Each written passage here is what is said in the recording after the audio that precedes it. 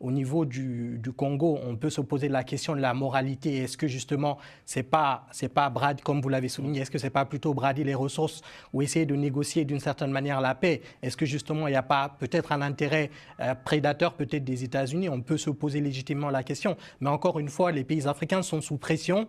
Ils ont des dettes publiques élevées et malheureusement, dès qu'il y a des partenaires, on essaye de négocier nos minerais parce que c'est nos ressources qui nous permettent de vivre. Encore une fois, tant que les pays européens ne vont pas permettre aux pays africains à travers les transferts de compétences, de générer des industries, on ne pourra malheureusement pas sortir de l'ornière et il suffira de quelques guerres pour que certains s'introduisent dedans et malheureusement... Merci beaucoup à vous, Alceni Thiam. Merci également à vous, Patrick Beko. Éric Ndou, peut-être en quelques secondes, peut-être le mot de la fin pour vous. Oui, je voulais dire, en fait, je me désolidarise en fait des propos d'un de vos invités.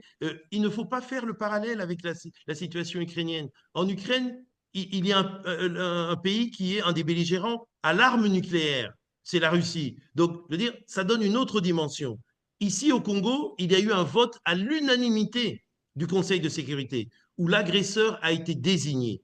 Donc, la paix fait partie des discussions, parce que c'est clair qu'on ne pourra exploiter, transformer ces ressources minières au Congo que dans un contexte de paix qui profitera d'ailleurs à tout le monde, qui profitera au Congo, qui pourra profiter au Rwanda, au Burundi, à l'Ouganda.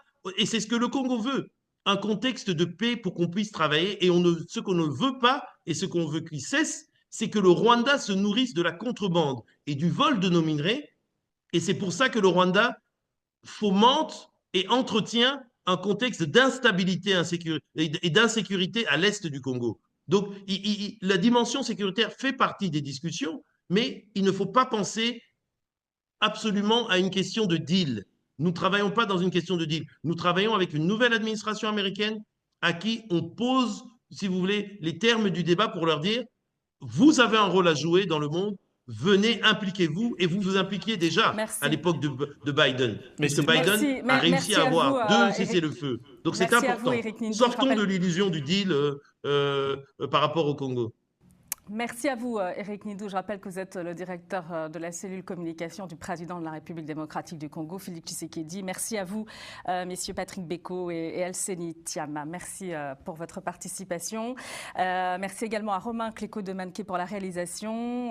Et merci à vous pour votre fidélité. Vous pouvez retrouver Multipolaire sur Global Africa Télé Sud et sur nos réseaux sociaux, YouTube, X, TikTok. À la semaine prochaine pour un nouveau numéro de Multipolaire.